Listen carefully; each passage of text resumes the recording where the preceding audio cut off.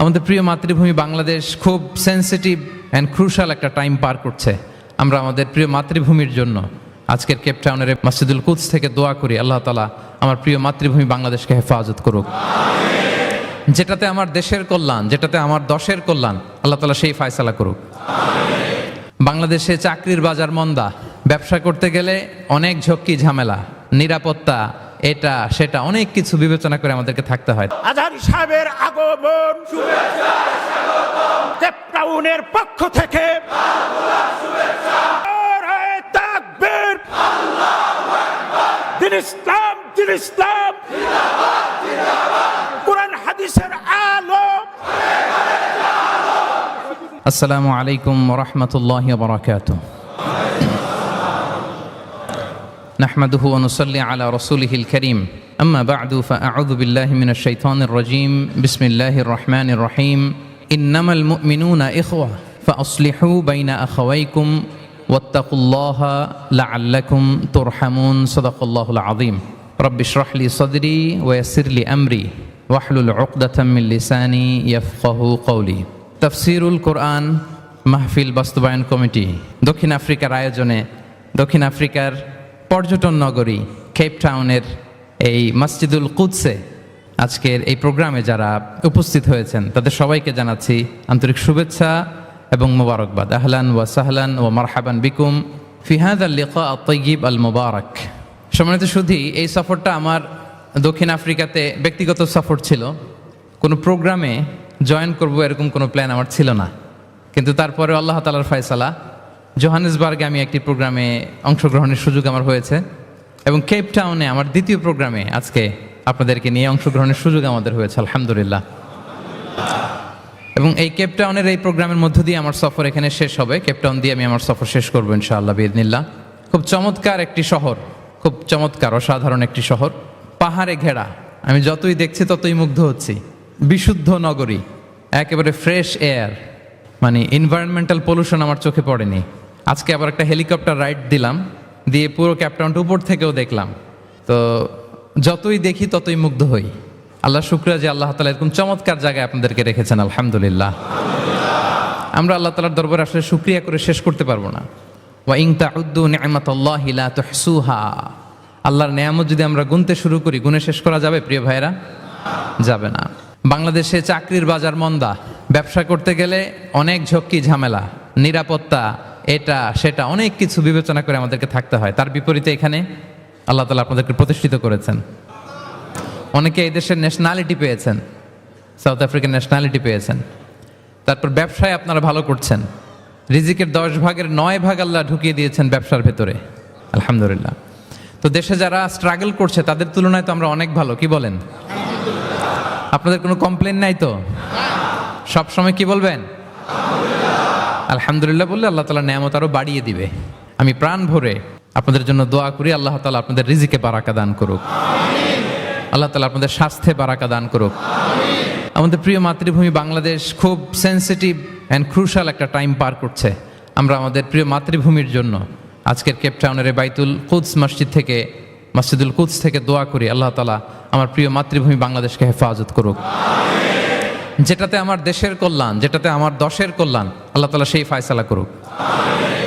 সম্মানিত সুধী, আমি সূরাতু আল হুজরাতের 10 নম্বর আয়াত তেলাওয়াত করেছি, যেখানে আল্লাহ তাআলা আমাদের ভ্রাতৃত্বের গুরুত্ব নিয়ে আলোকপাত করেছেন। আমি মূল আলোচনায় যাচ্ছি এবং আমি সবাইকে রিকোয়েস্ট করব যে নিয়তটাকে খালিস করে একমাত্র আল্লাহ তাআলার সন্তুষ্টির জন্য 1 ঘন্টা আমরা একটু স্যাক্রিফাইস করি। কতভাবে কত জায়গাতে আমাদের সময় চলে যায়, হতে পারে এই 1 ঘন্টার আলোচনা তো কারোর জন্য এটা নাজাতের ওয়াসিলা হয়ে যেতে পারে। জি, আপনারা এখন যেমনি চুপচাপ নীরব, শেষ পর্যন্ত এরকম চুপচাপ নীরব থাকবেন তো? আর বিরক্ত হলে আমাকে বলবেন যে হুজুর আন না, তাহলে আমিও বেঁচে যাই। জি, মাশাআল্লাহ, তাবারাকাল্লাহ। আল্লাহ তাআলা আমাদের আশাকে, বসাকে, এই আয়োজনকে কবুল করুক। আমরা এখানে যেমনি একত্রিত হলাম, আমরা আল্লাহর জান্নাতেও যেন এমনি একত্রিত হতে পারি, আল্লাহ তৌফিক দান করুক। প্রিয় ভাইয়েরা, সূরাতুল হুজরাতের 10 নম্বর আয়াতে আল্লাহ তাআলা বলছেন ইন্নামাল মুমিনুনা ইখওয়া। আল্লাহ বলেন বিশ্বাসীরা ভাই ভাই, মুমিনরা ভাই ভাই। আমরা মুমিনরা কি? ভাই ভাই। এটা ফিল হয়, এটা ফিল করতে হবে, শুধু মুখে বললে হবে না। আমরা কিন্তু ভাই ভাই, we are brothers, brothers in Islam. ইন্নামাল মুমিনুনা ইখওয়া, বিশ্বাসীরা ভাই ভাই। ফাআসলিহু বাইনা আখাওয়াইকুম। আর এই ভ্রাতৃত্বের মধ্যে যদি কখনো টানাপোড়েন হয়, বোঝাপড়ায় সমস্যা হয়, বিরোধ হয়, তাহলে মিলমিশ করে দিও তোমরা, সেটা আপোষে মীমাংসা করে দিও। আদেশটা কার? আওয়াজ করে বলুন না, আদেশটা কার? বিশ্বাসীরা ভাই ভাই। এই ভ্রাতৃত্বের বন্ধনে যদি কখনো বোঝাপড়ায় ঝামেলা হয়, বিরোধ হয়, বিবাদ হয়, আপোষে মীমাংসা করে দিও, মিলে যেও। আর ওয়াত্তাকুল্লাহ, আল্লাহকে ভয় করো, লাআল্লাকুম তুরহামুন, তাহলে তোমরা অনুগ্রহ প্রাপ্ত হবে। এই আয়াতটাকে ঘিরে কিছু বার্তা আজকে এই ক্যাপটাউনের এই প্রোগ্রামে আমি শেয়ার করবো ইনশাআল্লাহ। তাহলে প্রথম মেসেজ হচ্ছে আমরা ভাই ভাই, উই অল আর ব্রাদার্স। মুমিনরা ভাই ভাই, আওয়াজ করে বলুন মুমিনরা। পৃথিবীতে ভ্রাতৃত্ব, ব্রাদারহুড, এটা অনেক ধরনের। এক নম্বর ভ্রাতৃত্ব হচ্ছে আল উখুয়া আল ইনসানিয়া, মানবিক দিক থেকে ভাই। যারাই মানুষ তারাই ভাই, কারণ আমাদের আদি পিতার নাম, আদিমাতা Adam and Eve. We came from the very same source, same origin, একটা জায়গা থেকে আসছে। সবার বাপ যদি একজন হয়, সবার মা যদি একজন হয়, তো আমরা সবাই কি? সুবহানাল্লাহ পড়বেন না? তাহলে ভ্রাতৃত্বের একটা রূপ হচ্ছে আল উখুয়া আল ইনসানিয়া, মানবিক দিক থেকে ভাই। সেই হিসেবে হিন্দু আমার ভাই, খ্রিস্টানও আমার ভাই, বৌদ্ধ আমার ভাই, নাস্তিক আস্তিক সবাই আমার ভাই। এটা হলো ভ্রাতৃত্বের একটা ধরন। ভ্রাতৃত্বের আরেকটা ধরন হচ্ছে আল উখুয়া আন নাসাবিয়া, বংশীয় ভাই, বংশের সম্পর্ক বা রক্তের সম্পর্ক। যেমন আমার চাচাতো ভাই, খালাতো ভাই, আরো ক্লোজে গেলে আমার আপন ভাই, মায়ের পেটের ভাই, এক রক্তের ভাই, ঠিক কিনা বলেন? এটা গেল দুই নাম্বার, এটা রক্তের সম্পর্ক। তাহলে একটা হচ্ছে মানবিক দিক থেকে সম্পর্ক ভাইয়ের, আরেকটা হচ্ছে বংশীয় বা রক্তের সম্পর্ক, আমার সিবলিং, শাকিক, আমার আপন ভাই। দুইটা গেল। তিন নাম্বার হচ্ছে আল উখুয়া আদ-দীনিয়া, দিনী ভাই। আর আমরা এটা নিয়েই কথা বলছি, আল উখুয়া আদ-দীনিয়া। ইন্নামাল মুমিনুনা ইখওয়াতুন, মুফাসসিরিন ইকরাম বলেছেন ইয়ানি ইখওয়াতুন ফিদ-দীন। মুমিনরা ভাই ভাই হচ্ছে তিন নাম্বার সেন্সে, আমরা দিনী ভাই। আমি আপনাদের কাউকে দেখি নাই, আমাকে হয়তো সোশ্যাল মিডিয়ায় দেখেছেন, কিন্তু সরাসরি হয়তো দেখেন নাই। কিন্তু এই যে আমাদের ভ্রাতৃত্ব, এটা দিনী ভ্রাতৃত্ব, দিনী ভাই আমরা। আমরা কি ভাই? এবং ইন্টারেস্টিংলি এই দিনী ভাই বা দিনী ভ্রাতৃত্ব আগের দুইটার চেয়েও মজবুত। কখনো কখনো এটা রক্তের সম্পর্ককেও ছাড়িয়ে যায়। সুবহানাল্লাহ পড়েন। বদরের যুদ্ধে এই পাশে কুরাইশরা মানে মুশরিকরা, এই পাশে মুমিনরা। এমনও হয়েছে রাসূল সাল্লাল্লাহু আলাইহি ওয়াসাল্লামের পক্ষে মুমিনদের ওখানে এক ভাই, আর আবু জাহেলের সাথে আরেক ভাই, দ্বন্দ্ব সংঘাত। এই ভাই ওই ভাইকে হত্যা করেছে দিনের কারণে।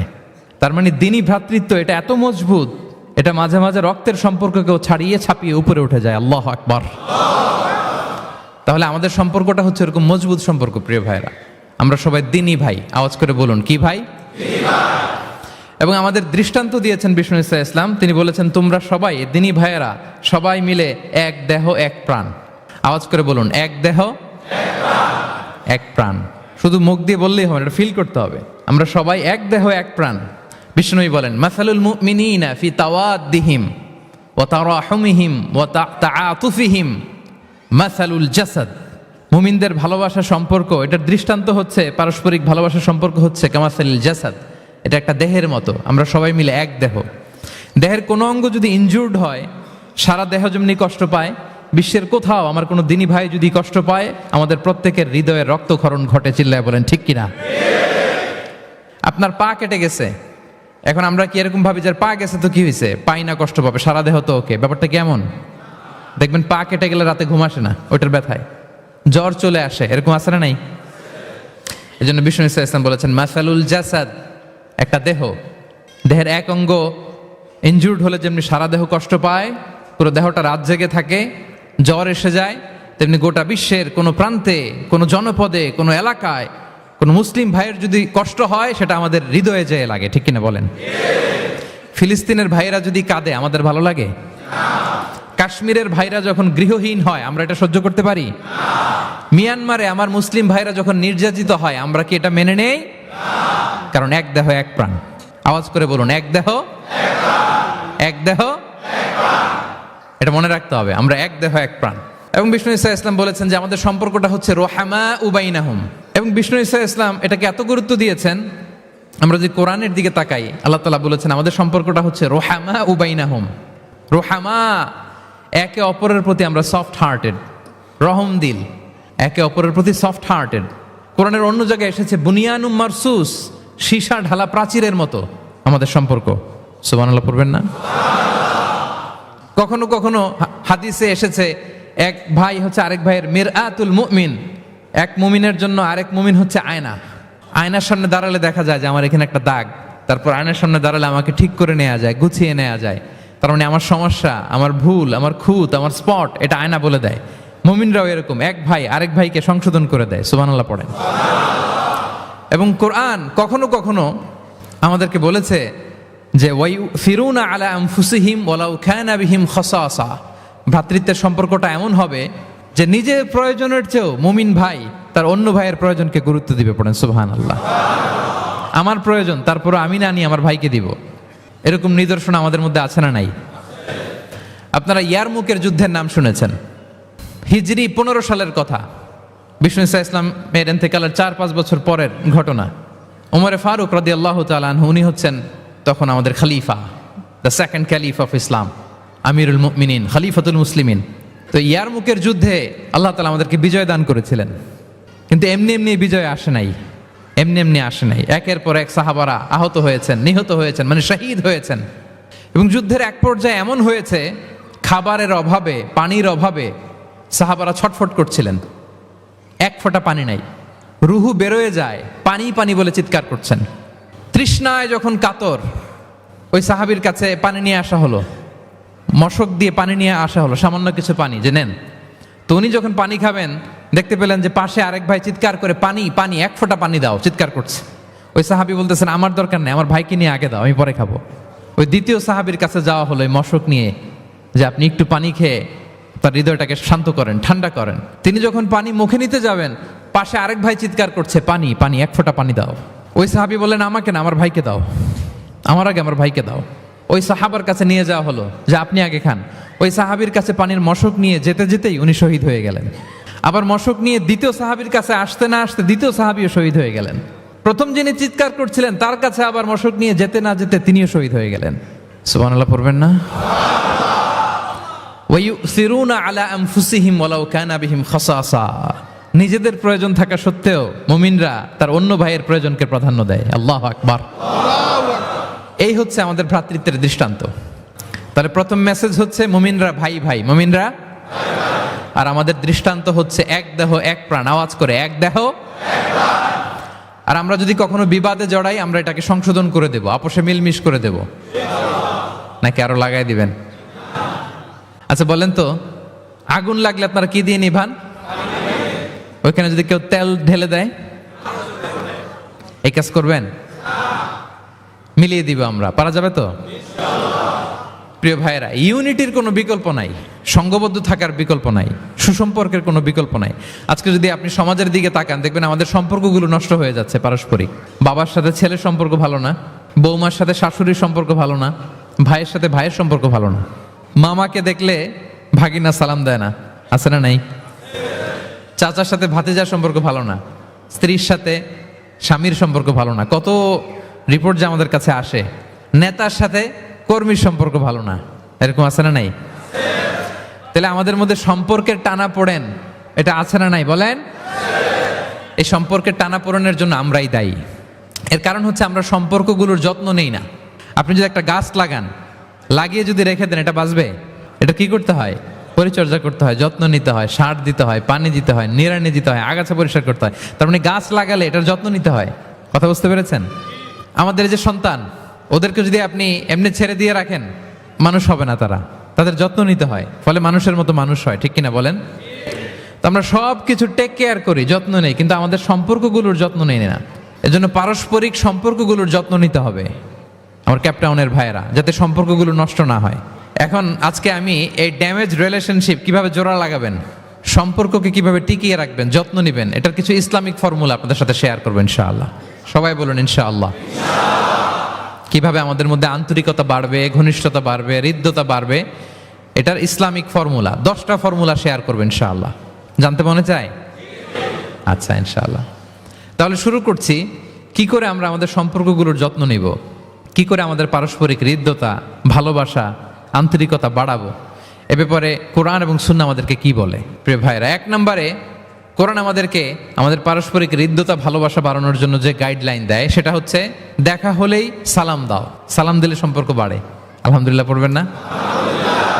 কোরআন বলছে ফাইদা দাখালতুম বুয়ুতান ফাসাল্লিমু আলা আনফুসিকুম তাহিয়াতাম মিন ইনদিল্লাহি মুবারাকাতান তাইয়্যিবা। তোমরা যখন ঘরে প্রবেশ করবে তোমরা নিজেদেরকে সালাম দাও, মানে বলো আসসালামু আলাইকুম। এটা হচ্ছে তাহিয়াতাম মিন ইনদিল্লাহ, আল্লাহর পক্ষ থেকে অভিবাদন পদ্ধতি। এটা আল্লাহ শিখিয়েছেন। গ্রিটিংস আমরা তো বলি হ্যালো, হাই, তারপর গুড মর্নিং, গুড ইভিনিং, এগুলো বলি, কিন্তু আল্লাহ শিখিয়েছেন আসসালামু আলাইকুম। আদম আলাইহিস সালামকে যখন আল্লাহ তাআলা তৈরি করলেন 60 হাত লম্বা করে বানালেন। আপনি কয় হাত? রাফলি 3.5 হাত। কিন্তু আদম আলাইহিস সালাম তিনি লম্বায় কত ছিলেন? তো আদম আলাইহিস সালাম যখন সৃষ্টি হলেন তখন আল্লাহ তাআলা আদম আলাইহিস সালামকে বললেন, আদম তুমি সালাম দাও। ফেরেশতারা বসা ছিল, সাল্লিম আলা উলাইকান নাফার, সালাম দাও। আল্লাহ তাআলা আদম আলাইহিস সালামকে বললেন সালাম দাও। আওয়াজ করে বলুন, কি দাও? হে আদম তুমি বলো আসসালামু আলাইকুম। আদম আলাইহিস সালাম বললেন আসসালামু আলাইকুম। তা আল্লাহ বললেন এটা তোমার এবং তোমার পরবর্তী পৃথিবীতে যারা আসবে তোমাদের অভিবাদন পদ্ধতি, গ্রিটিং, স্যালুটেশনস দেয়ার সিস্টেম। কেন বললেন? কারণ শয়তান অহংকারের কারণে বিতাড়িত হয়েছে। আল্লাহ চান যে আদম আলাইহিস সালাম যেন বিতাড়িত না হন। বিষ্ণু বলেন আল বাদিউ বিস সালামি বারিউম মিনাল কিবর, যে আগে আগে সালাম দেয় তার হৃদয় থেকে অহংকার টেনে ছেড়ে ফেলে দেয় কে? আগে সালাম দিবেন, আপনার হৃদয় অহংকার মুক্ত হয়ে যাবে। আল্লাহ তাআলা চাইলেন ইবলিশ যেই ভুল করেছে আদম যেন সেটা না করে, আদমের হৃদয় যেন আগে থেকে অহংকার মুক্ত থাকে। তাই সৃষ্টির পরে আল্লাহ তাআলা আদম আলাইহিস সালামকে বললেন আদম তুমি সালাম দাও, পড়েন আল্লাহু আকবার। তাহলে পারস্পরিক ভালোবাসা, হৃদ্যতা বাড়ানোর 1 নম্বর পদ্ধতি হচ্ছে সালাম। 1 নম্বর পদ্ধতি কি? আগে দিবেন না পরে? অনেকে বসে থাকে যে আমার আগে দেখ। আমি তো বাইরে দেখলাম খুব ঠান্ডা, কিন্তু এইখানে এত ক্রাউড, এখন তো ঘামতেছি। আগে দিবেন না পরে? বাসায় যে এখন আসতে হয়ে গেছে সাউন্ড। আচ্ছা, ভাবিরাও উপরে আছে। দুই পক্ষে আমার ব্যালেন্স করে বলতে হবে। ভাবিরা ট্রাই করবেন, ভাবিরা যেন আগে দিতে পারেন। আর ভাইরা আপনারাও ট্রাই করবেন, আপনারা যেন আগে দিতে পারেন। সালাম নিয়ে আমরা কম্পিটিশন করব, কে কার আগে দিতে পারে, ঠিক কিনা? আমি আপনাদেরকে আবারও সালাম দিচ্ছি, আসসালামু আলাইকুম ওয়া রাহমাতুল্লাহ। তাহিয়াতাম মিন ইনদিল্লাহি মুবারাকাতান তাইয়্যিবা, আল্লাহর পক্ষ থেকে এটা অভিবাদন। মুবারাকা, বরকতময়, তাইয়্যিবা এটা পবিত্র বাণী, শান্তির বাণী। অনেকে বলে হুজুর ঘরে শান্তি নাই। তো শান্তির বাণী তো আপনি ঢুকানি না, ঘরে আসবে কোত্থেকে? শান্তির পায়গাম তো ঢুকাতে হবে, আর শান্তির পায়গামের নাম হচ্ছে সালাম। শান্তির পায়গামের নাম কি? তাহলে ঘরে সালামের চর্চা। আপনি ভাবিকে দিবেন, ভাবি আপনাকে দিবে। আপনি বাচ্চাকে দিবেন, বাচ্চা আপনাকে দিবে। সবাই সবাইকে আগে দেওয়ার চেষ্টা করবো, নাকি বসে থাকবেন? তাহলে পারস্পরিক সম্প্রীতি, হৃদ্যতা, ভালোবাসা বাড়ানোর 1 নম্বর ফর্মুলা হচ্ছে সালাম। 1 নম্বর ফর্মুলা। আমি কিন্তু জিজ্ঞেস করবো আবার শেষে, এজন্য কান দুটো খরগোশের কানের মতো খাড়া করে আমার দিকে তাকিয়ে থাকুন। 1 to 1, brain to brain. Mobile নাই, ভিডিও নাই, ক্যামেরা নাই, শুধু এভাবে চাতক পাখির মতো তাকিয়ে থাকেন। দেখবেন যে সিনা বা সিনা, এলেম আসছে এভাবে হৃদয় থেকে হৃদয়ে, এলম এসেছে সিনা থেকে সিনা। 1 to 1, ব্রেন টু ব্রেন। তাহলে হৃদ্যতা, সম্পর্ক, ভালোবাসা এটা বাড়ানোর 1 নম্বর ইসলামী ফর্মুলা কি? এবং বিষ্ণু সাল্লাল্লাহু আলাইহি ওয়াসাল্লাম বলেছেন এই সালাম যদি দাও তাহলে তোমাদের পারস্পরিক ভালোবাসা বাড়বে। তিনি বললেন আওয়ালা আদুল্লুকুম আলা শাইইন ইযা ফাআলতুমুহু তাহাব্বাবতুম। হে সাহাবীরা, আমি কি তোমাদেরকে একটা টিপস শিখাই দিব না, যেটা করলে তোমাদের মধ্যে ভালোবাসা বাড়বে? সাহাবারা বললেন অবশ্যই শেখাবেন। বিষ্ণু সাল্লাল্লাহু আলাইহি ওয়াসাল্লাম বললেন আফশুস সালামা বাইনাকুম, যদি চাও নিজেদের ভালোবাসা বাড়ুক তো বেশি বেশি সালাম দাও। সরাসরি বিষ্ণু সাল্লাল্লাহু আলাইহি ওয়াসাল্লাম এটাই বলেছেন। নিজেদের মধ্যে ভালোবাসা বাড়াতে চাইলে কি দিবা? সালাম দিবা। তাহলে 1 নম্বর ফর্মুলা আমরা জেনে গেলাম। আমাদের হৃদ্যতা, ভালোবাসা এটা বাড়াতে চাইলে আমরা সালাম দিব। অনেক দিন ধরে কথা বলেন না, ভুল করছেন আপনি, সালাম দিবেন। আপনি শুরু করবেন। অনেকে বলে আমি করব কেন, ভুল তো সে করছে, দোষ তো ওর, আমি কথা কমু কেন? এরকম অভিমান আছে না? এই অভিমান আর গো ধরে বসে থাকবেন? আর আওয়াজ করে বলেন থাকবেন? বরং কি করবেন? তাহলে গেল ভালোবাসা, হৃদ্যতা, সম্পর্ক ভালো করার প্রথম পদ্ধতি হচ্ছে সালাম। আমরা সালাম দিব পরস্পরকে। 2 নাম্বার টিপস বা ফর্মুলা হচ্ছে স্মাইলিং ফেসে থাকা, মানে মুচকি হাসির একটা ভাবে থাকা সব সময়। এটা সুন্নাহ, মুচকি হাসি। প্রিয় ভাইরা খেয়াল রাখবেন, হাসি এটা কিন্তু ইতিবাচকভাবে সংক্রামক, মানে এটা ছড়ায়। আমি হেসে হেসে কথা বললে শ্রোতাও একটু হাসি খুশি ভাব, আমি গোমরামুখ আপনারাও গোমরামুখ, এরকম হয় না? এবং দেখবেন যে সব সময় একটু স্মাইলিং ফেসে থাকে তাকে সবাই পছন্দ করে। কথা বলেন ঠিক কিনা? হাসি পজিটিভলি সংক্রামিত হয়, ছড়ায়, অন্যকে প্রভাবিত করে, এবং মানসিক স্বাস্থ্যের সাথে হাসির সম্পর্ক আছে। যারা গোমরামুখ থাকে এরা অসুস্থ থাকে বেশি, আর যারা হাসি খুশি থাকে এরা সুস্থ থাকে বেশি। এজন্য হাসবেন তো, নাকি চেহারা গোমরা করে রাখবেন? এ দেখছেন সবার মধ্যে একটা হাসি হাসি ভাব চলে আসছে, আলহামদুলিল্লাহ বলেন। তাহলে পারস্পরিক সম্প্রীতি ভালোবাসা বাড়ানোর পদ্ধতি হচ্ছে কারোর সাথে কথা বললে, দেখা হলে আমরা একটা স্মাইলিং ফেসে থাকবো, মুচকি হাসি। হাসি 3 ধরনের আমার ক্যাপটাউনের ভাইরা। কয় ধরনের? একটা হচ্ছে কহ কহা, অট্ট হাসি, এটা জায়েজ নাই। এই যে আমরা ছোটবেলায় আলিফ লাইলার মধ্যে আলিফ লাইলার দত্ত হা হা হা হা করে একটা হাসি দিত না? এই হা হা হা করে এই হাসি দেয়া যাবে উদাহরণ দেওয়ার জন্য আমি বললাম আর কি। আচ্ছা, আরেকটা হচ্ছে আদ-দেহেক। আদ-দেহেক মানে স্বাভাবিক হাসি, একটু দাঁত দেখা যায়, এটা জায়েজ, এটা দেয়া যাবে।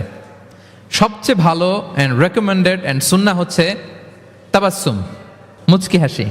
আল্লাহু আকবার। বিষ্ণু ইসলামের চেহারা মোবারকের মধ্যে সব সময় মুচকি হাসির একটা রেশ ওনার ঠোঁটে লেগেই থাকতো। সাহাবী আব্দুল্লাহ ইবনে হারিস রাদিয়াল্লাহু তাআলা আনহু বর্ণনা করেন, তিনি বলেন, মা রাআইতু আহাদান আকসারা তাবাসসুমান মিন রাসূলিল্লাহি সাল্লাল্লাহু আলাইহি ওয়াসাল্লাম। তিনি বলেন, আমি আমার জীবদ্দশায়, আমার জীবনে রাসূল সাল্লাল্লাহু আলাইহি ওয়াসাল্লামের চেয়ে বেশি কাউকে মুচকি হাসি অবস্থায় থাকতে দেখি নাই। সব সময় মুচকি হাসি, একটা স্মাইলিং ফেস। এবং আপনি আপনার ভাইয়ের দিকে তাকিয়ে মুচকি হাসি যদি দেন, বিষ্ণু সাল্লাল্লাহু আলাইহি ওয়াসাল্লাম বলেন, তাবাসসুমুকা ফি ওয়াজহি আখিকা সাদাকা, your smile to your brother it's a charity. তুমি তোমার ভাইয়ের দিকে তাকিয়ে যে মুচকি হাসি দাও, এটা দিলেও সাদাকার সওয়াব হয়ে যায়। আপনি দিলেন হাসি, আমল নামায় যুক্ত হলো কি? সাদাকা। হ্যাঁ। এবং বিষ্ণু সাল্লাল্লাহু আলাইহি ওয়াসাল্লাম বলেছেন, তুমি কোনো কাজকে লা তাহকিরান্না মিনাল মারুফি শাইআ, কোনো কাজকে ছোট করে দেখবে না, কোনো নেক আমলকে। যদিও তুমি তোমার ভাইয়ের চেহারার দিকে মুচকি হাসি দিয়ে তাকাও, এটাও সাদকা দেওয়ার সওয়াব। তাহলে আমরা কারোর সাথে যখন কথা বলবো, দেখা হবে, আমরা একটা স্মাইলিং ফেসে থাকবো, গোমরা মুখ থাকবো না। কি বলেন, পারা যাবে? সব সময় স্মাইলিং ফেস, মুচকি হাসি। বিষ্ণু ইসলাম মুচকি হাসতেন। যে মুচকি যারা হাসি তাদেরকে সবাই পছন্দ করে। মুখটা যদি গোমরা করে কেউ রাখে, দেখতে ভাল লাগে, কথা বলতে ভাল লাগে। দেখবেন অনেক বড়দেরকে বাচ্চারা ভয় পায়, কাছে যায় না। কেন বলেন তো? গম্ভীর থাকে। আবার অনেক মানুষের কাছে তাকে দেখলেই বাচ্চারা দৌড়ে কোলে কোলে উঠতে যায়, আছে না নাই? Smiling face. এই যে আমাদের শেখ মঈনুদ্দিন আজকে আমার সাথে একটা সফরে ছিল, দেখি যেই বাচ্চাকেই দেখে বলে come on come on, give me hug, give me hug. তো এই মানুষকে বাচ্চারা ভালো না বেসে পারবে? সুবহানাল্লাহ, এরকম হইতে হবে। বিষ্ণু ইসলামকে বাচ্চারা দেখলে খুব খুশি হতো, কোলে বসতে চাইতো। এক বাচ্চা তো কোলে বসে পেশাবি করে দিছে, সুবহানাল্লাহ পড়বেন না? বিষ্ণু ইসলাম নাতনিদেরকে কোলে নিয়ে নফল নামাজ পড়তেন। উমামা বিনতে যায়েদ, উমামা বিনতে যায়নাব, বিষ্ণু ইসলামের কন্যা যায়নাবের মেয়ে, মানে বিষ্ণু ইসলামের নাতনি উমামাকে নিয়ে বিষ্ণু ইসলাম একবার নফল নামাজ পড়েছেন। কান্না করে, কান্না থামাই না, নানা ভাইয়ের কোলে থাকবে, তো উনি কোলে রেখেই আল্লাহু আকবার, রুকু দেওয়ার সময় পাশে রেখে রুকু সেজদা, ওঠার সময় আবার কাঁদতেছে, তো আবার কোলে নিয়ে আবার কেরাত। সুবহানাল্লাহ। তো আমরা সবাই স্মাইলিং ফেসে থাকবো আজকে থেকে, ক্যাপটাউনের ভাইয়েরা। একসাথে আওয়াজ করে বলুন ইনশাআল্লাহ। হৃদ্যতা ভালোবাসা বাড়ানোর টিপস কয়টা বললাম? 1 নম্বরে সালাম, 2 নম্বরে মুচকি হাসি। দেখছেন সবাই মুচকি হাসি দিয়ে আস। 3 নাম্বার হচ্ছে কাউকে ওয়েলকাম করা। কেউ যদি আপনার সাথে দেখা করতে আসে, তাকে ওয়েলকাম করা, আহলান ওয়া সাহলান বলা। একজন আসছে আপনার বাড়িতে মেহমান, আপনি কথাই বলেন না, কথা নাই, সালাম নাই, কিছু নাই, যে চা দিতেছেন, ওনার ঠেকা পড়ছে চা খাবে না, আর জায়গা নেই ওনার চা খাওয়ার দুনিয়াতে, না, এটা করবেন না। আপনি এগিয়ে যাবেন, সালাম দিবেন, মুসাফা করবেন, মুআনাকা করবেন, খোঁজ খবর নেবেন, ওয়েলকাম জানাবেন, লিটারালি ওয়েলকাম। যদি ওয়েলকাম বলেন, তাকে আনার জন্য এগিয়ে যান, হি ফিল লাইক, মানে আপনি তাকে দেখে খুশি, you are very happy to see him and you love your his presence here. সে আসছে, আপনি খুশি, তার অ্যাকম্পানিটা ভালো লাগতেছে, এটা সে ফিল করবে। এজন্য কেউ আসলে, আপনার ওয়ার্ক প্লেসে যদি আসে, আপনার বাসায় যদি আসে, আপনার সাথে দেখা করতে যদি আসে, আপনি এগিয়ে তাকে সালাম দিয়ে ওয়েলকাম করবেন। বিষ্ণু ঈসা ইসলাম লিটারালি এই ওয়েলকাম শব্দটা ব্যবহার করতেন। এজন্য আমি চুজ করেছি, পিক করেছি ওয়েলকাম। তিনি বলতেন মারহাবান। মারহাবান আরবিতে কি বলতেন? মারহাবান। আমরা যে বলি বাংলায় আহলান ওয়া সাহলান ওয়া মারহাবান, এই বিষ্ণু ঈসা ইসলাম লিটারালি মারহাবান শব্দটা ব্যবহার করতেন। এগুলোকে কার্টিসি বলে, সোশ্যাল ম্যানার, কার্টিসি। দেখেন বিষ্ণু ঈসা ইসলাম আমাদেরকে কিভাবে কার্টিসি শেখায়, কিভাবে সোশ্যাল ম্যানার শেখায় আমাদেরকে। বিষ্ণু ঈসা ইসলাম সরাসরি মারহাবান বলতেন, স্বাগতম জানাতেন, যাতে করে ওই লোকটা ভালো ফিল করে, সে বোঝে যে তাকে দেখে আপনি হ্যাপি। বলেন তো রাসূল সাল্লাল্লাহু আলাইহি ওয়াসাল্লামের সময়কালে ইসলামের সবচেয়ে বড় শত্রু কে ছিল? আবু জাহেল। তার ছেলের নাম কি কেউ বলতে পারেন? ইকরামা। ইকরামা অনেক যুদ্ধে মুসলমানদের বিরুদ্ধে ছিল, মক্কা বিজয় পর্যন্ত ইসলাম ধর্ম গ্রহণ করে নাই, অনেক সাহাবাকে হত্যা করেছে। রাসূল সাল্লাল্লাহু আলাইহি ওয়াসাল্লাম যখন মক্কা বিজয় করলেন, সে ভাবলো এবার তো আমার খবর আছে। সে পালালো, পালাতে পালাতে ইয়ামান চলে গেছে। তখন এক মহিলা সাহাবী রাসূল সাল্লাল্লাহু আলাইহি ওয়াসাল্লামকে বললেন, ইয়া রাসূলুল্লাহ, আপনি যদি আমাকে অনুমতি দেন, আমি ইকরামাকে খুঁজে বের করব, আপনার কাছে নিয়ে আসবো। রাসূল সাল্লাল্লাহু আলাইহি ওয়াসাল্লাম বললেন, যাও, ইকরামাকে আমি আমান দিলাম, সিকিউরিটি দিলাম। এই মহিলা সাহাবী যে খুঁজে নিয়ে আসলো, ইকরামাকে কনভিন্স করলো। ইকরামা লজ্জিত হয়ে বিষ্ণু ঈসা ইসলামের কাছে আসলো।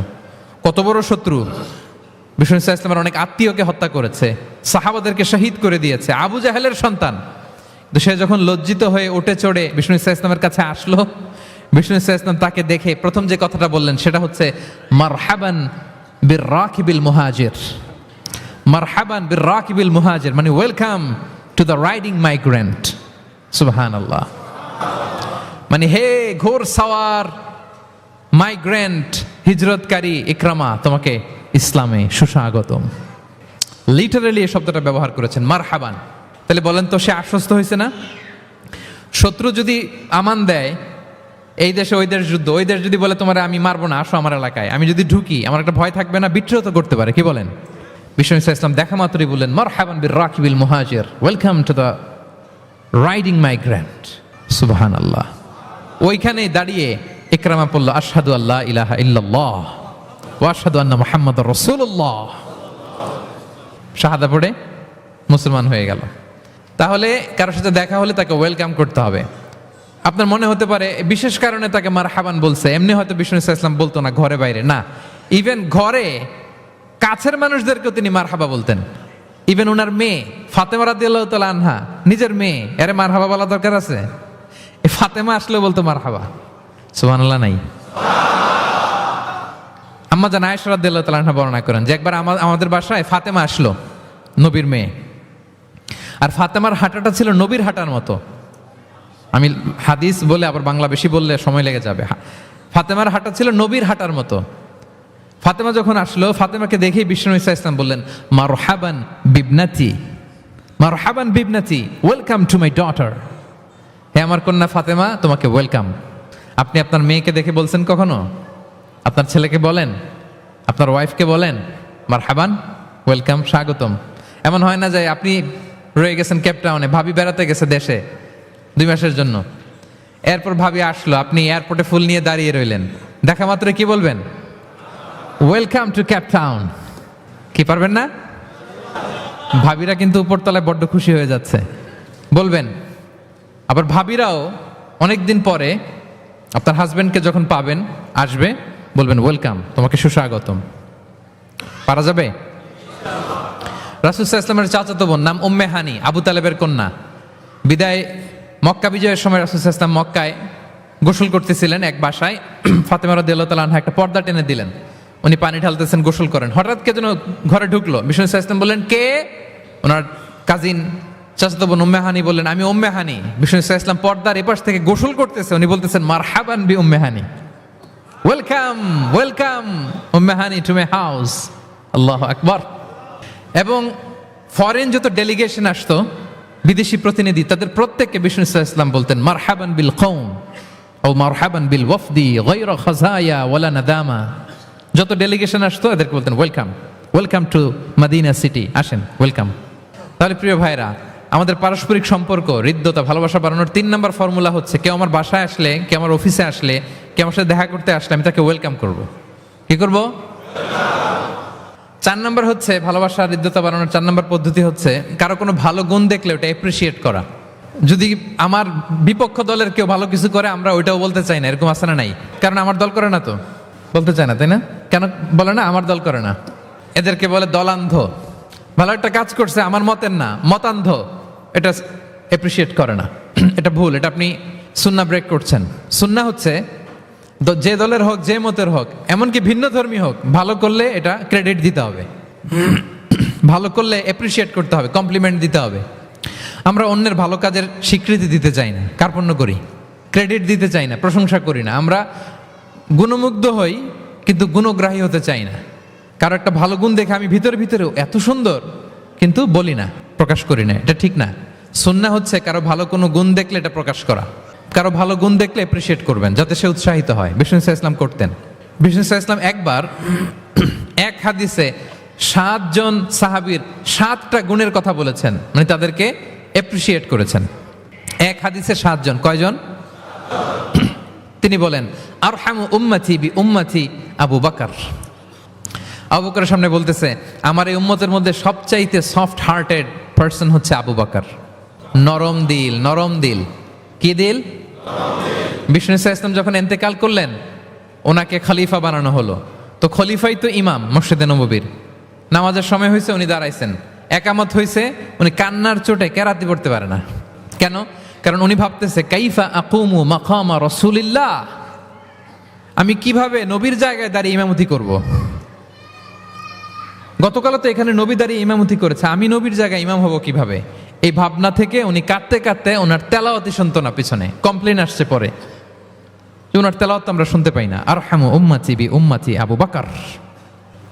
এরপর বিষ্ণু বললেন ও আসাদ্দুহুম ফি আমরিল্লাহি উমর, আর আল্লাহর দিন বাস্তবায়নে সবচাইতে কঠোর হচ্ছে ওমরে ফারুক। সবচাইতে কঠোর, সবচাইতে কঠোর। বিষ্ণু বলেন ওমর, তুমি যদি কোনো রাস্তা দিয়ে হাঁটো, শয়তান যদি দেখে, শয়তান ওই রাস্তা রেখে দিয়ে অন্য রাস্তা দিয়ে হাঁটে।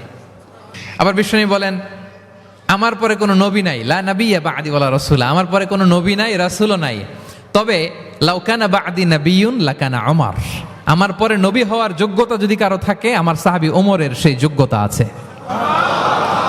প্রভু তুমি বলেছ রাসূল দেবে না, বলনি দেবে না ওমর, বলনি দেবে না হামজা তারিক, খালিদ বিজয় সমর। প্রভু তুমি বলেছ রাসূল দেবে না।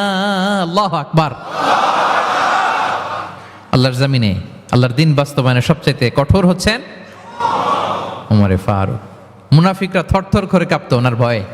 আমাদের দেশে বাচ্চারা যদি না খায়, রাতের বেলা বাচ্চারা খেতে চায় না, তো মায়েরা ভয় দেখায় খাও, এই খাও, নাহলে কিন্তু বিড়াল আসবে, কুকুর আসবে। কুকুর বললে খুব আমার ছোট মেয়েটাও ভয় পায়, কুকুরের আওয়াজ শুনলে ভয় পায়।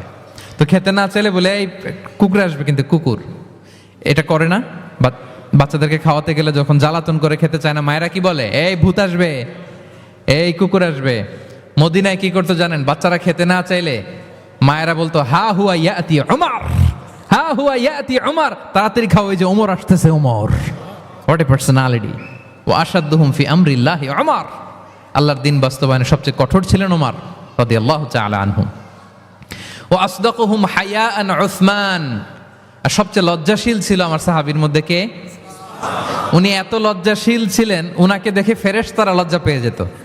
আল্লাহ আল্লাহ, এত লজ্জাশীল, ফেরেশতারা লজ্জা পেয়ে যেত।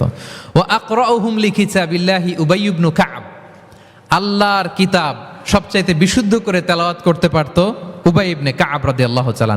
সবচাইতে চমৎকার করে কোরআন তেলাওয়াত করতে পারতো বিশুদ্ধভাবে কারীদের মতো করে কে? উবাই ইবনে কাব। ও আফরাদুহুম যায়েদ ইবনে সাবিত, ফারায়েজের বিধিবিধান, মানে বাবা মারা গেলে সন্তান যে ওয়ারিস হয়, দ্য ল অফ ইনহেরিটেন্স, এটার ব্যাপারে এক্সপার্ট সাহাবী হচ্ছে যায়েদ ইবনে সাবিত রাদিয়াল্লাহু তাআলা আনহু। ওয়া আ'লামুহুম বিল হালালি ওয়াল হারামি মুআয ইবনে জাবাল, আর আমার সাহাবাদের মধ্যে হালাল হারামে স্পেশালিস্ট হচ্ছে মুআয ইবনে জাবাল।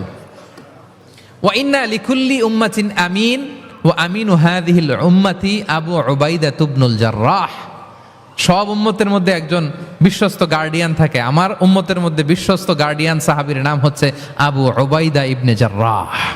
সুবহানাল্লাহ পড়েন।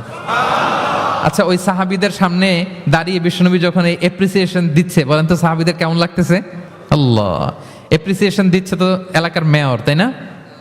এমপি, প্রেসিডেন্ট, খোদ বিশ্বনবী, খোদ। দেখেন, উনি চাইলে না বললেও পারতেন, তাদেরকে ইন্সপায়ার করার জন্য তাশজিআন তাদের প্রশংসা করেছেন, এপ্রিসিয়েশন। দেখতেছে যে আবু বকর খুব নরম দিল, তিনি বললেন। দেখতেছেন যে ইসলাম প্রচারে ওমর খুব শক্ত মজবুত, তাকে এপ্রিসিয়েট করলেন, ক্রেডিটটা তাকে দিলেন। তাহলে বিশ্বনবী ক্রেডিট দিতে কখনো কার্পণ্যতা করতেন? গুণগ্রাহী ছিলেন। কিন্তু আমরা ভালো কিছু দেখলে এটা যে ভালো এতটুকু বলতে চাই না। এরকম করবেন আর না, এরকম করবেন না। সাহাবীদের মধ্যে সবচেয়ে সুরেলা গলার সাহাবী ছিলেন আবু মুসা আল আশআরী রাদিয়াল্লাহু তাআলা আনহু। একদিন তিনি আবু মুসাকে বলেন, আবু মুসা, তুমি যে রাতে তেলাওয়াত করো আমি কিন্তু শুনি। ইয়া রাসূলুল্লাহ, আপনি কি করে শুনেন? আমার বাড়ি কই, আপনি থাকেন কই? বলতেছে, গত রাতে তুমি সূরা কাহাফ তেলাওয়াত করছো না? বলছে, জি করছি তো। আপনি কিভাবে শুনলেন? বলতেছে, তোমার ঘরের পাশ দিয়ে যাচ্ছিলাম, এত সুন্দর করে তুমি তেলাওয়াত করতেছো আবু মুসা। লাকাদ উতিতা মিজমারান মিন মাজামিরি আলি দাউদ। আল্লাহ তাআলা দাউদ আলাইহিস সালামের গলায় যে সুরের ঝংকার দিয়েছেন, আমার সাহাবীদের মধ্যে আল্লাহ তোমার গলায় ওই সুরের ঝংকার ঢুকাইয়ে দিয়েছে। বলেন, বিশ্বনবীর কাছ থেকে যখন উনি এটা শুনছেন ওনার কেমন লাগছিল? How does he feel that time? মানে ফিলিংসটা কেমন লাগছে? হ্যাঁ, আমাদেরকে তো একজন বড় কেউ প্রশংসা করলে আমরা কত খুশি হয়ে যাই। বিশ্বনবী স্বয়ং প্রশংসা করেছেন, সুবহানাল্লাহ। দেখেন প্রিয় ভাইরা, বিশ্বনবী সাল্লাল্লাহু আলাইহি ওয়াসাল্লাম শুধু মুমিনদেরকে, মুসলিমদেরকে যদি এটা করতেন তাহলে একটা কথা ছিল। আমরা তো আমার দলের বাইরে কেউ ভালো কিছু করলে বলি না। বিশ্বনবী সাল্লাল্লাহু আলাইহি ওয়াসাল্লাম ইহুদির প্রশংসা করেছেন। আপনি আছেন কই মিয়া? ইহুদি। উহুদের যুদ্ধে বিষ্ণু ইসা ইসলামের সাথে মদিনার যে ইহুদিরা, তাদের কন্ট্রাক্ট ছিল মদিনা কেউ অ্যাটাক করলে সবাই মিলে মদিনাকে রক্ষা করবে। কিন্তু কুরাইশরা আক্রমণ করলো, এখন আর কেউ বেরোয় না। বনু কাইনুকা, বনু নাদির, বনু কুরাইজা কেউ আর যায় না, কেউ যায় না। বিশ্বনবী কি করবেন? নিজেই বেরোলেন সাহাবাদেরকে নিয়ে। মাঝপথে আবার মুনাফিকরা ফিরে গেল, কোনো ইহুদি যায় নাই, কথা রাখে নাই, একজন ইহুদি ছাড়া। তার নাম মুখাইরিক। তার নাম কি? মুখাইরিক। অন্য ইহুদিদেরকে বলতেছে, এই ইহুদিরা, তোমরা না মুহাম্মাদের সাথে চুক্তি করেছো মদিনায় অ্যাটাক হলে সবাই মদিনাকে সেভ করবা, তোমরা যাও আর না যাও, আমি যাব, আমি আমার কথা রাখবো, আমার কথার দাম আছে। এবং সে বলল, আমি যদি এই যুদ্ধে নিহত হই আমার সম্পদের মালিক হয়ে যাবে মুহাম্মদ, আমার কোনো ছেলে মেয়ে পাবে না। মুখাইরিক বীর দর্পে ঘোড়া হাঁকিয়ে উহুদের ময়দানে যুদ্ধে গেল মুহাম্মদ সাল্লাল্লাহু আলাইহি ওয়াসাল্লামের পক্ষে, কুরাইশদের বিপক্ষে। বীর দর্পে যুদ্ধ করতে করতে সে নিহত হলো। যুদ্ধ শেষে শহীদ সাহাবাদের লাশ যখন বিষ্ণু ইসা ইসলামের সাথে আনা হলো, কাছে আনা হলো, মুখাইরিকের লাশও আনা হলো। মুখাইরিক তো মুমিন ছিল না, কি ছিল? সাহাবারা বলে, ইয়া রাসূলুল্লাহ, মুখাইরিক আপনার পক্ষে লড়াই করে নিহত হয়েছে। বিষ্ণু ইসা ইসলাম অনেকক্ষণ মুখাইরিকের দিকে তাকিয়ে রইলেন আর বললেন, মুখাইরিক খায়রু ইয়াহুদ। মুখাইরিক is the best of the Jewish. ইহুদিদের মধ্যে সর্বশ্রেষ্ঠ জুইশ হচ্ছে মুখাইরিক। পড়েন আল্লাহু আকবার। Appreciation, giving credit to others. মুখাইরিক হচ্ছে the best of the Jewish. জুইশদের মধ্যে সবচেয়ে শ্রেষ্ঠ মানুষ হচ্ছে এই মুখাইরিক। সে কথা রেখেছে। চিন্তা করেন, অমুসলিম, ইহুদি, তারপরেও তার যে ভালো গুণ এটা স্বীকার করতে বিশ্বনবী কার্পণ্যবোধ করেন? ক্রেডিট দিতে কোনো দেরি করেন? তাহলে এই যে অ্যাডমায়ার করি না, আমরা কাউকে প্রেজ করি না, প্রশংসা করি না, এটা বাজে অভ্যাস।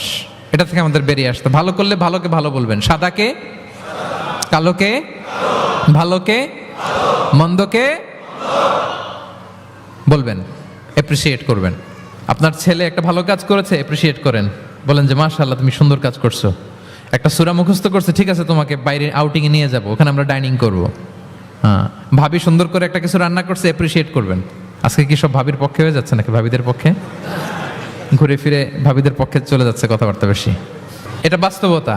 আপনার স্ত্রী যদি আপনার জন্য ভালো কিছু রান্না করে, ভালো লাগলে আপনি বলবেন যে খুব ভালো হয়েছে আজকের রান্নাটা। অনেকে আছে যে তার ওয়াইফ অনেক চমৎকার করে রান্না করছে কিন্তু সে কোনোদিন মুখ খুলে কিছু বলে না। এরকম আছে না নাই? এমনটা করবেন না। এবং অনেক হাজব্যান্ড হয়তো স্ত্রীর জন্য অনেক কিছু করে, গিফট এনে দেয়, অনেক স্ট্রাগল করে, অনেক কিছু করে, কিন্তু স্ত্রী মুখ ফুটে হাজব্যান্ডকে বলে না।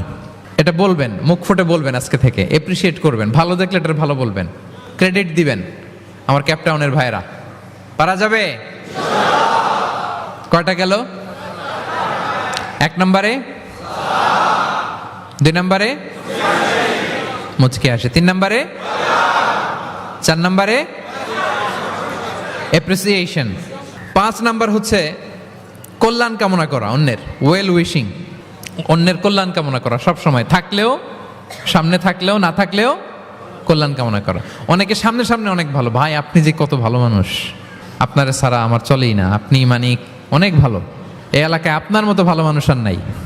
মানে সামনে আপনি অনেক ভালো, আপনি দাতা, আপনি সমাজসেবক, আপনি শ্রেষ্ঠ মানুষ, কিন্তু দূরে চলে গেলে আর নাই, তার বদনাম, তার ব্যাপারে অন্যদের কান ভারী করে, আরে উনি তো এমন একটা লোক, বুঝছেন কি আর বলবো, বইলে আর লাভ নাই, পারি না ভাই ওনার সাথে আর পারা যায় না, এরকম আছে না নাই?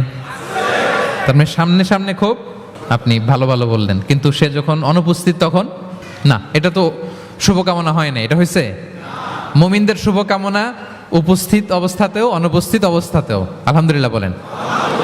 এজন্য বিষ্ণু বলেন দ্বীন ও আন-নাসিহা, দিন হচ্ছে আন-নাসিহা মানে কল্যাণকামিতা, দিন মানে কল্যাণকামিতা, সবার জন্য আপনি গুড উইশ করবেন, কল্যাণ কামনা করবেন, ওয়েল উইশিং করবেন, শুভকামনা জানাবেন, সামনে থাকলেও দূরে থাকলেও।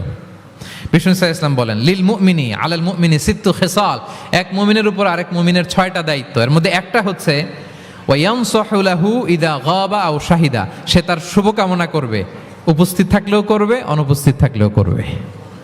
সুবহানাল্লাহ পড়েন। সামনেও যেমনি করবেন, দূরে গেলেও করবেন। অন্যের জন্য শুভ কামনা করলে এটা ফিরে নিজের দিকে আসে, এটা খেয়াল রাখেন। এটা একটা লাইফ হ্যাকস শেয়ার করতেছি, আজীবন কাজে লাগবে। অন্যের জন্য যেটাই ভালো কামনা করবেন এটা ঘুরে আপনার দিকে আসবে। অনেকে বলে হুজুর ওর জন্য দোয়া করে আমার কি লাভ? নিজের জন্য আল্লাহ আমারে মাফ করে দাও, আল্লাহ আমারে সমৃদ্ধি দাও, আল্লাহ আমার বেতন বাড়াও, আল্লাহ আমার ব্যবসায় বরকত দাও, আল্লাহ আমার ছেলেরা হাফেজ বানাও, আল্লাহ আমার বউ, আল্লাহ আমার মেয়ে, আল্লাহ আমার আমার আমার সব আমার ভালো আপনি চাচ্ছেন নিজের জন্য, অন্যদের জন্যও চান। আল্লাহ আমার সব ভাইদেরকে মাফ করো, আল্লাহ আল্লাহ আমার গোটা মুসলিম উম্মাকে তুমি বরকত দাও, কল্যাণ দাও, নেতৃত্বে আসার তৌফিক দাও, আল্লাহ সবাইকে সুস্বাস্থ্য দাও। এটা ফিরে আপনার দিকে আসবে। অন্যের জন্য শুভকামনা বহুগুণ বৃদ্ধি হয়ে নিজের দিকে রিটার্ন করে। বিষ্ণু সাল্লাল্লাহু এটাই বলেছেন মা মিন আবদিন মুসলিমিন ইয়াদউ লিআখিহি বিযাহরিল গায়বি ইল্লা ক্বালা লাহুল মালাকু ওয়া লাকা বিমিসলিন। কেউ যদি তার ভাইয়ের অনুপস্থিতি তার ভাইয়ের জন্য দোয়া করে, ফেরেশতারা ওই দোয়াটা তার জন্য আগে আগে করে। আল্লাহ, তাহলে অন্যের জন্য শুভকামনা করলে, দোয়া করলে লাভ না লস? ধরেন আমি মোশাররফ ভাইয়ের জন্য দোয়া করলাম যে আল্লাহ মোশাররফ ভাইকে তুমি সুস্থ করে দাও, তখন ফেরেশতারা বলে আল্লাহ যিনি দোয়া করতেছে তার যদি কোনো রোগ বালাই থাকে আগে তারে সুস্থ করে দাও। ধরেন আমি বেলায়েত ভাইয়ের জন্য দোয়া করতেছি, আল্লাহ বেলায়েত ভাইয়ের এই সমস্যা আল্লাহ তুমি দূর করে দাও, ফেরেশতারা বলবে আল্লাহ যিনি দোয়া করতেছে তার যদি এই সমস্যা থাকে আগে তারে এটা দূর করে দাও।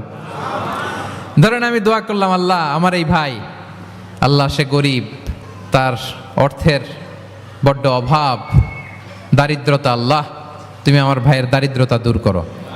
ফেরেশতারা বলে ওয়ালাকা বিমিসলিন, তোমার জন্য এটা, মানে আল্লাহ যিনি দোয়া করতেছে তার যদি অর্থের প্রয়োজন থাকে আগে তার দারিদ্রতা দূর করে দাও। তাহলে বলেন তো অন্যের জন্য দোয়া করলে লাভ না লস? অন্যের জন্য ভালো দোয়া করলে এটা নিজের দিকে আসে। কিসের দিকে আসে? তাহলে শুভ কামনা 5 নম্বরে কি? আচ্ছা 10টার মধ্যে কয়টা বলে ফেলছি? শুভকামনা নিয়ে একটা গল্প বলে আমি 6 নম্বরে যাচ্ছি। এক লোক মাগরিবের নামাজের আগে তার বন্ধুর জন্য দোয়া করতেছে, আল্লাহ আমার বন্ধুকে তুমি একটা সুন্দরী, রূপবতী, গুণবতী, নেককার, মুতিয়া, কানেতা, জামিলা, রায়া, একজন রূপবতী নেককার স্ত্রী দাও। আল্লাহ কতদিন ধরে তার বিয়েটা ঝুলে আছে, আল্লাহ তুমি ব্যবস্থা করে দাও, সুন্দরী, নেককার, আল্লাহওয়ালা। তো সে তো তার বন্ধুর জন্য প্রাণ ভরে দোয়া করতেছে, আর তার স্ত্রী ওয়াইফ পাশেই ইফতারি রেডি করতেছিল। এই দোয়া শুনে মহিলা তো তেলে বেগুনে জ্বলে উঠছে, দৌড়ে আসে বলছে এই তুমি কিসের দোয়া করো, রাখো। সে বেচারা মোনাজাতের মধ্যে তো ভরকে গেছে, ভয় বলে কি হইলো, আমি তো দোয়া করতেছি আমার বন্ধুর জন্য। তো মহিলা বলে তুমি কি মনে করছো আমি হাদিসটা জানি না? অন্যের জন্য কোনো ভালো দোয়া করলে আগে যেটা নিজের জন্য কবুল হয় তুমি মনে করছো আমি জানি না? তুমি ভাবছো হাদিস শুধু তুমি একা জানো, আমি জানি না। না কি সব দোয়া করো এগুলা? আল্লাহু আকবার, আল্লাহ রহম করুক। প্রিয় ভাইরা, এটা বলার উদ্দেশ্য হচ্ছে আপনি ভালো কিছু অন্যের জন্য চাইলে আল্লাহ তাআলা এটা নিজের জন্য কবুল করে নেয়। তাহলে অন্যের জন্য কল্যাণ কামনা করা, এটা হচ্ছে হৃদ্যতা, ভালোবাসা, সুসম্পর্ক বানানোর 5 নাম্বার টিপস। কয় নাম্বার? আচ্ছা, 6 নাম্বার টিপস হচ্ছে বিপদে কাউকে সাহায্য করা। কি করা? বিপদে সাহায্য করা। বিপদে যে সাহায্য করে সেই আসল বন্ধু, ঠিক কি না? কাউকে যদি বিপদের সময় আপনি সাহায্য করেন, সে আজীবন মনে রাখবে আপনাকে। সে যদি কৃতজ্ঞ মানুষ হয়, ভালো মানুষ হয়, আজীবন আপনাকে মনে রাখবে, কখনো ভুলবে না। এবং বিষ্ণু ইসা ইসলাম বলেন, ওয়াল্লাহু ফি আউনিল আবদি মা দামাল আবদু ফি আউনি আখি। আল্লাহ তাআলা ততক্ষণ পর্যন্ত বান্দার সাহায্যে থাকে যতক্ষণ বান্দা তার ভাইয়ের সাহায্যে থাকে। তাহলে আপনি যদি আল্লাহর সাহায্য চান, আপনার কি করতে হবে বলেন তো? আপনার ভাইকে সাহায্য করতে হবে। আল্লাহু ফি আউনিল আবদি মা দামাল আবদু ফি আউনি আখি। খেয়াল করেন কথাটার ওজন কত বেশি। আল্লাহ ততক্ষণ বান্দার সাহায্যে থাকে যতক্ষণ বান্দা তার ভাইয়ের সাহায্যে থাকে। আমি আমার ভাইকে সাহায্য করলেই আল্লাহর পক্ষ থেকে সাহায্য নাজিল হবে। আল্লাহ বলে, এই বানি আদম দাও দাও, তুমি দিলে আমি তোমারে দেব। আংফিক উংফিক আলাই, এই বানি আদম দাও, আমি তোমারে দেব। সুবহানাল্লাহ। আমরা অন্যরে দিতে চাই না, কিন্তু ওনার কাছ থেকে চাই। তাহলে আল্লাহর সাহায্য পাওয়ার প্রথম শর্ত হচ্ছে মানুষকে সাহায্য করা। কি বলেন? তাহলে 6 নাম্বার, পারস্পরিক সম্পর্ক যে আমরা যত্ন নিব বলছি, এই যত্ন নেওয়ার 6 নাম্বার টিপস হচ্ছে, ভালোবাসা বাড়ানোর 6 নাম্বার টিপস হচ্ছে টু হেল্প ইন ডেঞ্জার, বিপদে সাহায্য করা। কি করা? নট নেসেসারিলি যে সবসময় টাকা দিয়েই সাহায্য করতে হবে। টাকা ছাড়া সাহায্য করা যায় না। সে জানে না কি করতে হবে, বললেন, পরামর্শ দিলেন, টাকা লাগলে কখনো টাকা দিলেন। নতুন আসছে কেপ টাউনে, কিছু জানে না, ব্যবসা বাণিজ্য কোথায় কি, একটু বুদ্ধি পরামর্শ দিলেন। এটাও কিন্তু সাহায্য। যার যেভাবে সাহায্যের প্রয়োজন, যদি আপনি আপনার ভাইয়ের সাহায্যে থাকেন, আসমান থেকে আল্লাহর সাহায্য পাবেন। বিষ্ণু ইসা ইসলাম নবী হওয়ার আগে ওনার 5টা স্পেশাল কোয়ালিটি ছিল। কয়টা? এর মধ্যে 2টা এই পয়েন্টের সাথে যায়। সেটা হচ্ছে, আর এটা বলছে ওনার খোদ স্ত্রী, প্রথম স্ত্রী, বিশ্বনবীর প্রথম স্ত্রীর নাম খাদিজাতুল কুবরা তাহেরা রাদিয়াল্লাহু তাআলা আনহা। কারো ব্যাপারে যদি সঠিক তথ্য জানতে চান, তার ওয়াইফকে নক করবেন, মানে তার স্ত্রীর কাছ থেকে রিপোর্ট নেবেন, আসলটা পেয়ে যাবেন। কয়েকটা জায়গায় নক করলে পাওয়া যায়। বড় সাহেবের তথ্য যদি জানতে চান, বড় সাহেবের দারোয়ানকে জিজ্ঞেস করেন, বড় সাহেবের ড্রাইভারকে জিজ্ঞেস করেন, বড় সাহেবের ঘরের কাজের বুয়াকে জিজ্ঞেস করেন, আর বড় সাহেবের বিবিকে জিজ্ঞেস করেন। এই 4 জনকে জিজ্ঞেস করলেই বড় সাহেবের গোমর আসল তথ্য এদের কাছ থেকে পাওয়া যাবে। বিষ্ণু ইসা ইসলামের স্ত্রী আম্মাজান খাদিজা বলেন, বিষ্ণু ইসা ইসলামের 5টা গুণ ছিল নবী হওয়ার আগেই। এর মধ্যে একটা হচ্ছে ওয়া তাহমিলুল কাল্লা, তিনি মানুষের বোঝা বইয়ে দিতেন। সুবহানাল্লাহ পড়বেন না? একজন লাকড়ি নিয়ে যাচ্ছে, ভারী, পিঠ কুঁজো হয়ে যাচ্ছে ব্যথায়, বিশ্বনবী নিজের কাঁধে নিয়ে ওটা বহন করে দিতেন। ওয়া তাকসিবুল মা'দুমা, অন্যের জন্য উপার্জন করতেন, নিজে ছাগল চড়ায় ওই টাকাগুলো যারা খেতে পায় না তাদের হাতে তুলে দিতেন। মা বা'আসাল্লাহু নাবিয়্যান ইল্লা রাআল গানাম, পৃথিবীতে এমন কোন নবী নাই যে নবীরা ছাগল চড়ায় নাই। সাহাবারা বললেন, ওয়া আনতা ইয়া রাসূলুল্লাহ, হে নবী আপনিও? বিষ্ণু বললেন, কুনতু আরআহা লিকারারিত লিআহলি মক্কা, আমি অল্প কিছু কিরাত, মানে অল্প কিছু পয়সার বিনিময়ে মক্কার লোকদের ছাগল চড়ায় দিতাম। He started his first career as a shepherd, রাখাল হিসেবে ক্যারিয়ার শুরু করছিলেন, ইনকামের রাস্তা। আর আমরা কাজ ভাগাভাগি করে, এটা ছোট কাজ, এটা করব না, ওইটা করব না। বিষ্ণু ইসলাম ছাগল চড়াতেন মরুভূমিতে, এবং এই উপার্জিত টাকাটা সুবিধা বঞ্চিত মানুষের হাতে তুলে দিতেন। চিন্তা করেন কি মানসিকতা ছিল বিশ্বনবী। তাহলে আপনি যদি কারোর সাথে হৃদ্যতা বাড়াতে চান, বিপদে এগিয়ে আসবেন, সাহায্য করবেন। তাহলে 6 নাম্বার হচ্ছে টু হেল্প ইন ডেঞ্জার, কেউ বিপদে পড়লে তার to extend hour helping hand to others, আমরা সাহায্যের হাত বাড়িয়ে দিব। পারা যাবে তো ইনশাআল্লাহ? কয়টা গেল? 7 নাম্বার হচ্ছে ভিজিটিং সিক, অসুস্থ ব্যক্তিকে ভিজিট করা। এটা অনেক বড় সওয়াবের কাজ, এবং এতে আপনার হৃদ্যতা বাড়বে, ওই লোক আপনাকে মনে রাখবে। বিষ্ণু ইসা ইসলাম উনি সকালবেলা রেগুলারলি 2টা কাজ করতেন। এক হচ্ছে মদিনার বাজার ভিজিট করতে যেতেন রাফলি 10টা সাড়ে 10টার দিকে, আর ওই টাইমে উনি মদিনায় যদি কেউ অসুস্থ থাকতো তার বাসায় ভিজিট করতে যেতেন। আপনারা অসুস্থকে দেখতে জানতো না? যাবেন। বিষ্ণু ইসা ইসলাম কোনো অসুস্থের কাছে গেলে তার মাথায় হাত দিয়ে দোয়া পড়তেন। তিনি পড়তেন, আল্লাহ আযহিবিন নাস, আল্লাহুম্মা রাব্বান নাস আযহিবিল বাস, ইশফি আনতা শাফি, লা শিফা ইল্লা শিফাউক, শিফাআন লা ইগাদিরু সাকমা। রোগীর মাথায় হাত দিয়ে তিনি বলতেন, হে মানুষের রব, তার রোগ, তার কষ্ট দূর করেন, তাকে শিফা নসিব করেন, এমন শিফা দেন যে শিফার পরে আর সে রোগাক্রান্ত হবে না। বিষ্ণু ইসা ইসলামের এক খাদেম ছিল মদিনায়, ছোট্ট বালক, কিন্তু ধর্মে ইহুদি, ধর্মে নন মুসলিমদের সাথে how should be our relationship to the people of different faith, এটা নিয়ে আমার লম্বা লেকচার আছে, শুনবেন। লম্বা, আমি একাডেমিক ওয়েতে আলোচনা করেছি, আমার ইউটিউব চ্যানেলে গেলে পাবেন। মদিনাতে এক ছোট্ট ইহুদি বালক বিষ্ণু ইসা ইসলামের খেদমত করতো, এটা সেটা এগিয়ে দিত। বিষ্ণু ইসা ইসলাম কোনো কাজ থাকলে তাকে অ্যাসাইন করতেন, অ্যাপয়েন্ট করতেন, দিতেন। কিন্তু অনেক দিন হয় ছেলেটা আসে না। বিষ্ণু খুঁজলেন ওই ইহুদি বালকটা কোথায়। সাহাবারা বলল, ইয়া রাসূলুল্লাহ, সে তো অসুস্থ। সে কি? সে তো অসুস্থ। সেই বুখারীর বর্ণনা শুনেই বিষ্ণু ইসা ইসলাম তার বাড়িতে গেলেন। কার বাড়িতে?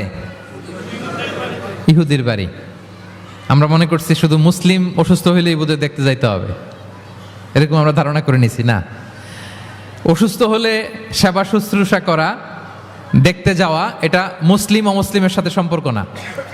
যে কোনো ধর্মের, যে কোনো বর্ণের, যে কোনো চিন্তার অসুস্থ হইলেই আপনার নেইবার, এদিকে খ্রিস্টান যাবেন, এদিকে জুইশ যাবেন, ভিজিটিং সিক ফর অল, সবার জন্য এটা। বিষ্ণু ইসা ইসলাম গেলেন, যে তার পাশে, মাথার পাশে বসলেন।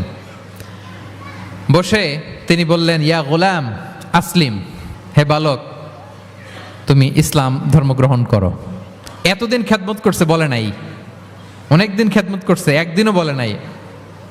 একদিনও, আজকে বলতেছে। দেখেন, বিষ্ণু ইসা ইসলাম প্রপার টাইমিং এর অপেক্ষা করতেন সবকিছুর। আমরা অনেক সময় টাইমিং বুঝি না, কখন কি বলতে হয়, কখন কি করতে হয়, কতটুকু বলতে হয়, কোথায় যে থামতে হয়, এই কমন সেন্সটা অনেকের নাই। হ্যাঁ, আমি তো হিন্দুদেরকে পাইলে ইসলামের কথা বলিই না, আমি যে তুমি শাহাদা পড়ো, এটা কখনো বলি না। আমি ইসলামের বিউটি শুধু তুলে ধরি, যে এটা এমন, এটা এমন, কিন্তু তুমি শাহাদা পড়ো এটা বলি নাই। কত লোক যে আমার কাছে আসছে শাহাদা পড়ার জন্য, হিসাব নাই, হিসাব নাই। এখন তো পাবলিকলি করি না কিছু ইস্যুর কারণে, কারণ প্রপার টাইমিং লাগবে। এতদিন খেদমত করলো বিশ্বনবী, একদিনও তাকে শাহাদা পড়তে বলে নাই, আজকে বলতেছে প্রপার টাইমিং। যখন বিশ্বনবী বললেন, ইয়া গোলাম আসলিম, ইসলাম ধর্ম গ্রহণ করো, ছোট্ট বাচ্চা ফানাযারা ইলা ওয়াজহি আবি, তার বাবার দিকে তাকালো, মানে বুঝাতে চাইলো যে বাবা আমি কি করব। তখন বাবা বলল, আতিয়া আবুল কাসিম। বিশ্বনবীর উপাধি ছিল আবুল কাসেম, বড় ছেলের নাম কাসেম, তো ছোটবেলায় মারা গেছে। বাবা বলল, আবুল কাসেম যা বলে তাই শোনো। কারণ এতদিনে ছেলের কাছ থেকে রিপোর্ট নিয়ে বুঝে গেছে তো এটা কে, এটা যে রাহমাতাল লিল আলামিন, এটা যে বিশ্বনবী, এটা যে দ্য লাস্ট মেসেঞ্জার, এটা বাবা মিলাই ফেলছে। বাবা বলে, আতিয়া আবুল কাসেম, আবুল কাসেমের অনুসরণ করো। বিষ্ণু বললেন, পড়ো আশহাদু আল্লাহ ইলাহা ইল্লাল্লাহ ওয়া আশহাদু আন্না মুহাম্মাদান আবদুহু ওয়া রাসূলুহু। ছোট্ট বাচ্চাটা পড়তে আরম্ভ করলো, আশহাদু আল্লাহ ইলাহা ইল্লাল্লাহ ওয়া আশহাদু আন্না মুহাম্মাদান আবদুহু ওয়া রাসূলুহু। মৃত্যুর আগে সে শাহাদা পড়ে ফেললো। বিষ্ণু বললেন, আলহামদুলিল্লাহ, আলহামদুলিল্লাহিল্লাযী আনকাযাহু মিনান নার। প্রশংসা সে আল্লাহর যে একটু আগে জাহান্নামী হওয়ার কথা ছিল যার, তাকে মুহূর্তের মধ্যে জান্নাতি বানায় দিলেন। ভিজিটিং সিক্স, অসুস্থকে দেখতে যাওয়া। শুধু মুসলমান হলে দেখতে যাবেন নাকি? যে কোনো ধর্মের, যে কোনো ধর্মের দেখতে যাবেন, হৃদ্যতা বাড়বে। একদিন বিষ্ণুনবী সাহাবাদেরকে বললেন, আজকে রোজা রেখেছো কে? নফল রোজা? আবু বকর রাদিয়াল্লাহু তাআলা আনহু হাত তুলে বললেন, আমি। বিষ্ণুনবী আবার জিজ্ঞেস করলেন, আজকে কোনো মিসকিনকে খাবার খাইয়েছো কে? আবু বকর রাদিয়াল্লাহু বললেন, আমি। বিষ্ণুনবী আবার বললেন, আজকে কোনো জানাজায় শরীক হয়েছে এমন কেউ আছে? আবু বকর বললেন, আমি। বিষ্ণুনবী বললেন, আজকে কোনো অসুস্থকে ভিজিট করে আসছো এরকম কি কেউ আছে? আবু বকর বললেন, আমি। বিষ্ণুনবী বললেন, মাজতামা'না ফি ইমরিইন ইল্লা দাখালাল জান্নাহ। এতগুলো গুণ যদি একটা ব্যক্তির মধ্যে থাকে, ওই ব্যক্তি তো জান্নাতি না হয়ে পারে না। ভিজিটিং সিক, অসুস্থকে দেখতে যাওয়া, যদি এটা করেন তাহলে আপনাদের পারস্পরিক হৃদ্যতা, ভালোবাসা বাড়বে। এবং এটা জাতি, ধর্ম, বর্ণ নির্বিশেষে যে কোনো লোক অসুস্থ হলে আমরা ভিজিট করতে পারি, যাবেন কিছু গিফট নিয়ে যাবেন, কমলা নিয়ে যাবেন। সাউথ আফ্রিকাতে তো দেখি আমি একেবারে ফ্রেশ ফ্রুটস, সুবহানাল্লাহ, আমি যেখানেই গেছি কোনো ফরমালিন নাই, তাজা টাটকা ফ্রেশ, এত সুন্দর স্মেল, এত সুন্দর টেস্ট এটার, আলহামদুলিল্লাহ। বস্তা ভরে ফল নিয়ে দেখতে যাবেন, পারা যাবে তো? 7 নম্বরে কি ছিল ভুলে গেছি, ভিজিটিং 6, অসুস্থকে দেখতে যাওয়া। পারবেন? পারবেন? কয়টা হইল? আর বাকি রইল কয়টা? কষ্ট হচ্ছে?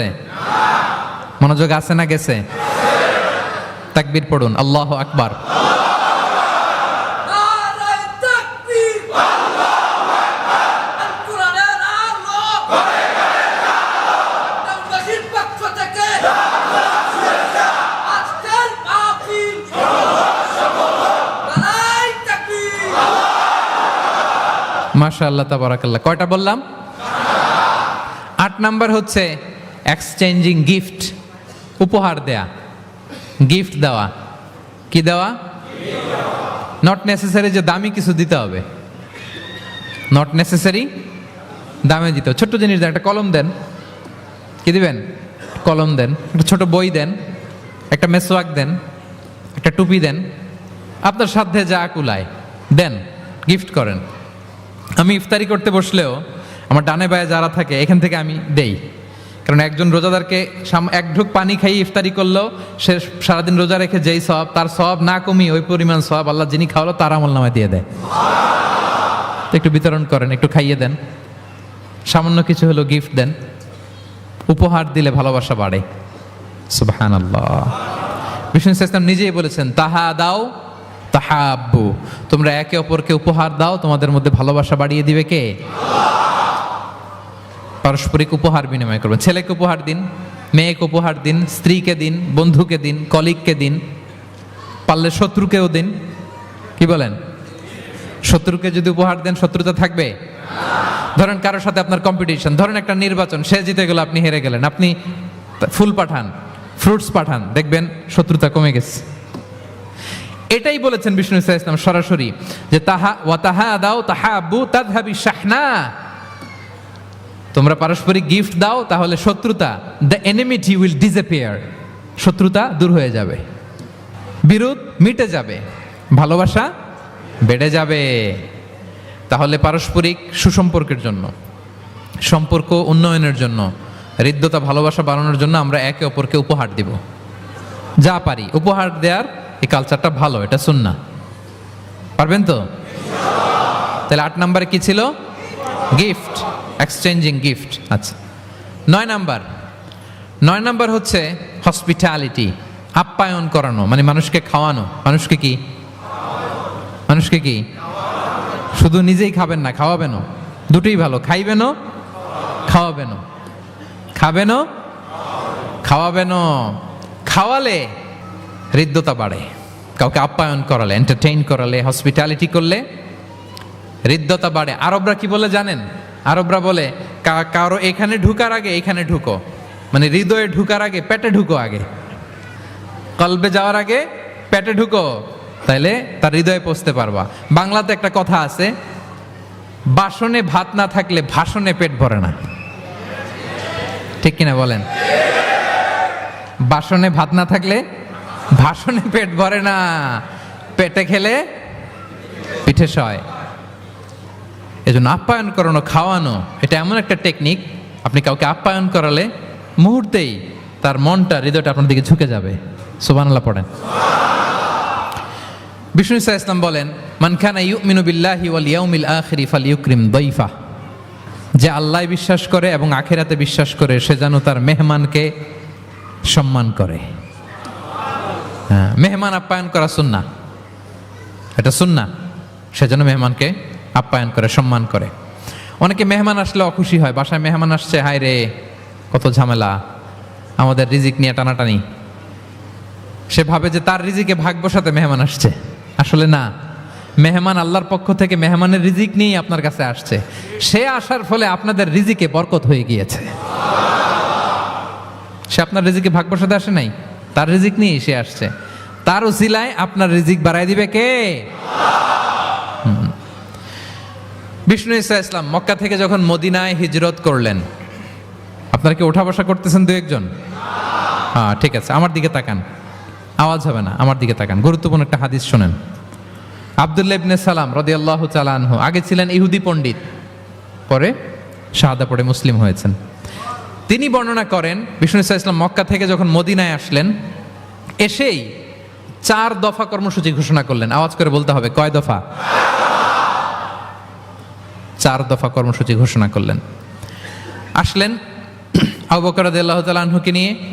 প্রতিদিন মদিনার লোকেরা সানিয়াতুল ওয়াদা নামক একটা জায়গা আছে, ওই জায়গার মধ্যে দাঁড়িয়ে থাকতো, কখন আসবে আখিরি জামানার পায়গাম্বার বিশ্বনবী মুহাম্মদুর রাসূলুল্লাহ সাল্লাল্লাহু আলাইহি ওয়াসাল্লাম। একদিন ওই যে দূর ধুধুমরু প্রান্তরে ধুলাবালি উঠতে দেখা যায়। দেখে তো মদিনার লোকেরা আনন্দে আটখান, আত্মহারা, সবাই ওয়েলকাম জানাতে লাগলো। মানুষের মধ্যে গুঞ্জরণ আওয়াজ ছড়িয়ে পড়তে লাগলো, নবী এসেছে, নবী এসেছে, নবী এসেছে। আব্দুল্লাহ ইবনে সালাম তখনও ইহুদি, তিনি এই কথা শুনে সবার সাথে তিনিও ছুটে গেলেন দেখার জন্য। দেখি তো নবী আসছে, কি নবী, কি বলে দেখি তো। তিনি বললেন, আমি ভিড় ঠেলে গেলাম, দেখলাম 2টা ওটে করে 2 জন, একটাতে আবু বকর, একটাতে বিশ্বনবী। বিশ্বনবীকে একটা নজর দেখার জন্য মদিনার লোকেরা পাগল হয়ে তার চারদিকে ক্রাউড করছিল, ভিড় করছিল বিশ্বনবীর কাছে ঘেঁষার জন্য, কাছে ঘেঁষার জন্য, মুবারক চেহারাটা একটা নজর দেখার জন্য। আব্দুল্লাহ ইবনে সালাম বলেন, আমিও মানুষ ঠেলে, ধুলাবালি উঠতেছে শুধু, দেখতে পাই না, মানুষ ঠেলে একবার তার দিকে তাকালাম। যখন আমি তার দিকে নজর করলাম, ফালাম্মা নাযারতু ফাআরাফতু আন্না ওয়াজহাহু লাইসা বিওয়াজহিন কাযযাব, আমি তার চেহারা দেখে বুঝতে পারলাম এ চেহারা কোনো মিথ্যাবাদীর চেহারা হতে পারে না। আল্লাহ, না জানি কত নূরানি ছিল বিশ্বনবীর চেহারা। বিশ্বনবীর কথা তো অনেক পরে, অনেকে চেহারা দেখেই শাহাদা পড়ে মুসলমান হয়েছে। একটা নূরের জ্যোতি বিশ্বনবীর চেহারা মোবারক থেকে সবসময় স্পার্ক করত। আল্লাহু আকবার।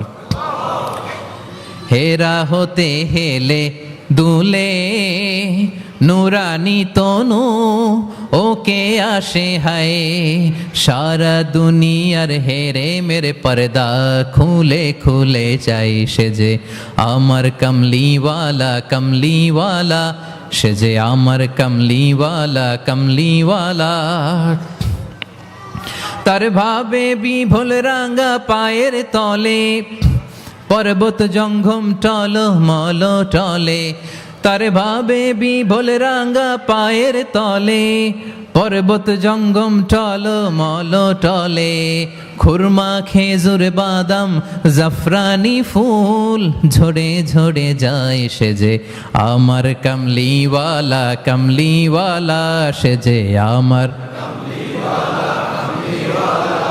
হেরা হতে হেলে দুলে নুরানি তনু ওকে আসে হায়, সারা দুনিয়ার হেরে মেরে পর্দা খুলে খুলে যাই, সে যে আমার কমলিওয়ালা কমলিওয়ালা, সে যে আমার কমলিওয়ালা কমলিওয়ালা। আল্লাহু আকবার পড়েন। ফালাম্মা নাযারতু ইলা ওয়াজহিহি আরাফতু আন্না ওয়াজহাহু লাইসা বিওয়াজহিন কাযযাব। আব্দুল্লাহ ইবনে সালাম বলেন, মানুষের ভিড় ঠেলে আমি যখন বিশ্বনবীর চেহারাটা দেখলাম, আমার মন বলে দিল এ চেহারা কোনো মিথ্যাবাদীর চেহারা হতে পারে। বিশ্বনবী মানুষের ভিড় দেখে ছোট্ট একটা ভাষণ দিলেন। তিনি বললেন, আইয়ুহান নাস, ওহে মানব সকল। 4 দফা কর্মসূচির ঘোষণা। তিনি বললেন, আইয়ুহান নাস আফশুস সালাম, বেশি বেশি সালাম দাও। ওয়া আতঈমুত তাআম, বেশি বেশি মানুষকে খাবার খাওয়াও। ওয়াসিলুল আরহাম, আত্মীয়তার বন্ধনকে অটুট রাখো। ওয়াসাল্লু বিল লাইলি ওয়ান নাসু নিয়াম, মানুষ যখন ঘুমিয়ে থাকে রাত জেগে সালাত পড়ো। তাদখুলুল জান্নাতা বিসালাম, তাহলে সহজে শান্তিতে আল্লাহর জান্নাতে ঢুকে যাবে। তাহলে মদিনায় যেই বিশ্বনবী যে 4 দফা কর্মসূচির ঘোষণা দিলেন, এর মধ্যে খাওয়ানোর কথা আছে না নাই? আতঈমুত তাআম, খাবার খাওয়াও। একটা দেশে যখন খাদ্য সংকট হয়, ওই দেশের আর কোনো স্টেবিলিটি থাকে না, এটা একটা অকার্যকর রাষ্ট্রে পরিণত হয়, ঠিক কিনা বলেন? বিশ্বনবী মদিনায় যেই খাদ্যের সংকট দূর করে দিলেন। ধনীদেরকে বললেন, খাওয়াও, মানুষকে খাবার খাওয়াও। হসপিটালিটি, আপ্যায়ন করা, এন্টারটেইন করা, এটা যদি করেন তাহলে নিজেদের মধ্যে হৃদ্যতা বাড়বে, ভালোবাসা বাড়বে। আলহামদুলিল্লাহ। পৃথিবীর সব নবীরা মেহমানকে রেসপেক্ট করতেন, আপ্যায়ন করাতেন। বিষ্ণু ইসা ইসলাম মক্কা এমন কোন লোক ছিল না বিশ্বনবীর হাতের রান্না খায় নাই। নবী হওয়ার আগ থেকেই, নবী হওয়ার পরে তো মেহমানদের আরো বাড়াই দিচ্ছেন। টার্গেট করে করে, দাওয়াতি টার্গেট করে করে বিশ্বনবী 2-4জনকে খাওয়াতেন। আল্লাহু আকবার। ইব্রাহিম আলাইহিস সালাম মেহমান ছাড়া কখনো খাবারই খেতেন না। ওনার দ্বিতীয় ছেলে যখন দুনিয়ায় আসবে, ইসহাক আলাইহিস সালাম, তার সুসংবাদ নিয়ে যখন ফেরেশতারা আসছিল, উনি একটা আস্ত গরুর বাছুর ভুনা করে ফেরেশতাদের সামনে হাজির করেছিলেন। আনজা আবি ইজলিন হানিফ, কোরআনে এসেছে কাবাব করা ভুনা গরুর বাচ্চা। আল্লাহু আকবার। কারণ তিনি তখন বুঝতে পারেন না যেটা ফেরেশতা, মানুষের সূরাতে এসেছিল তো, দিলেন, প্রেজেন্ট করলেন একটা আস্ত গরুর বাছুর কাবাব করা। আল্লাহু আকবার। তাহলে সম্পর্ক বিল্ড আপ করার 9 নম্বর পদ্ধতি কি ছিল? হ্যাঁ, মেহমানদারি, আপ্যায়ন, হসপিটালিটি। মনে থাকবে? ইনশাল্লাহ নাই এবার,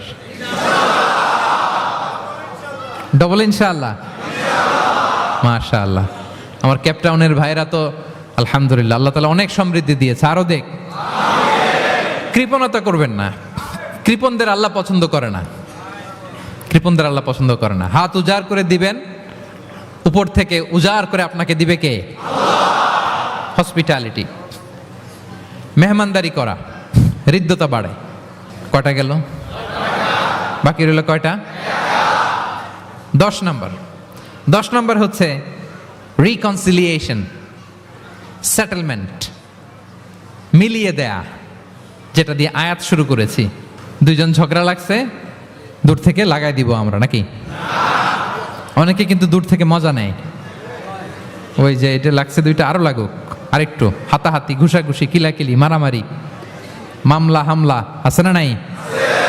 দূর থেকে অনেকে কি নেয়? মজা নেয়। এটা মুনাফিকের আলামত, এটা করবেন না।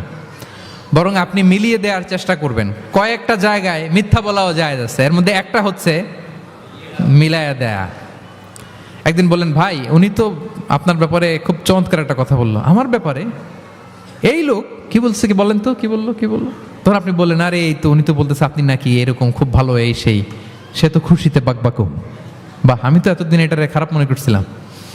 এত ঝগড়াঝাটি, বাইরে বাইরে আমার প্রশংসা করে, আলহামদুলিল্লাহ ভালো, দেখি কি হয়। ওরে যে আবার একদিন বললেন, আরে ভাই ওনার সাথে দেখা, কথা প্রসঙ্গ তো আপনার ব্যাপারে বলতে যে বললো আপনি নাকি এরকম করছিলেন, ভালো একটা কাজ।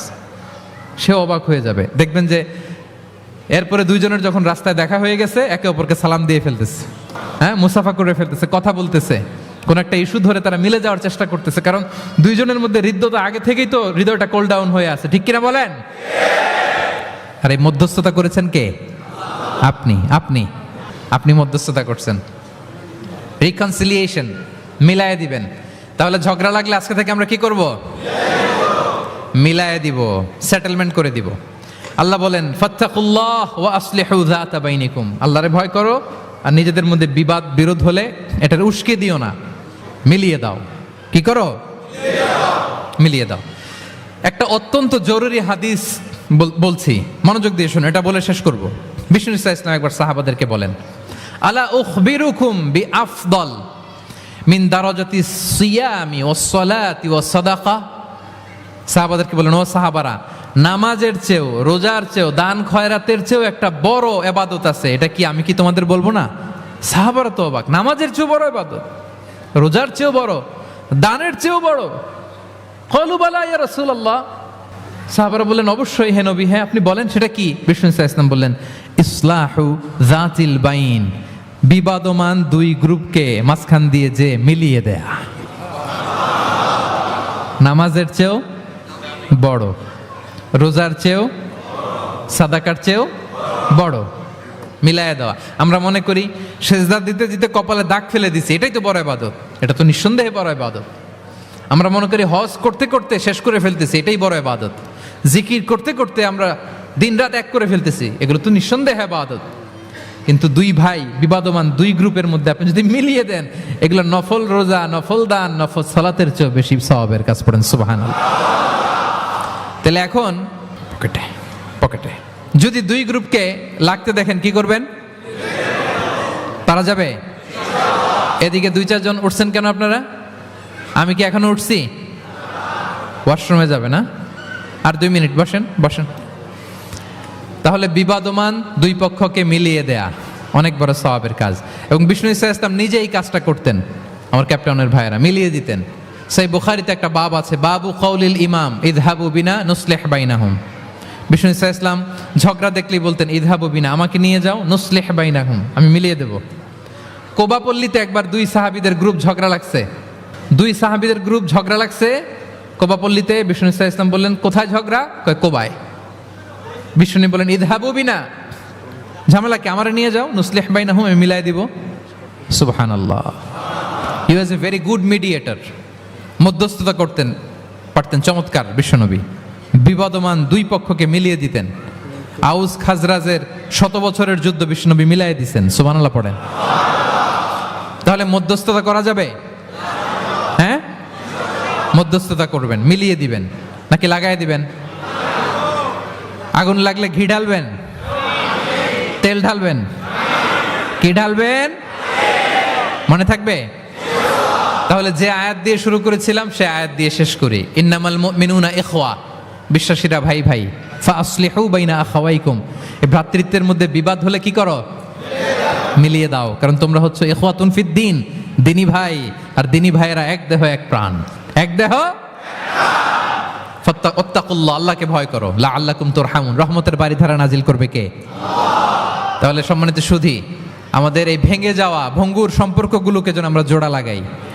আমাদের পারস্পরিক হৃদ্যতা, ভালোবাসা, এগুলো বাড়ানোর জন্য ইসলামের দেয়া যে 10টা ফর্মুলা আজকে বলেছি, এগুলো যেন আমরা আমল করি। পারা যাবে?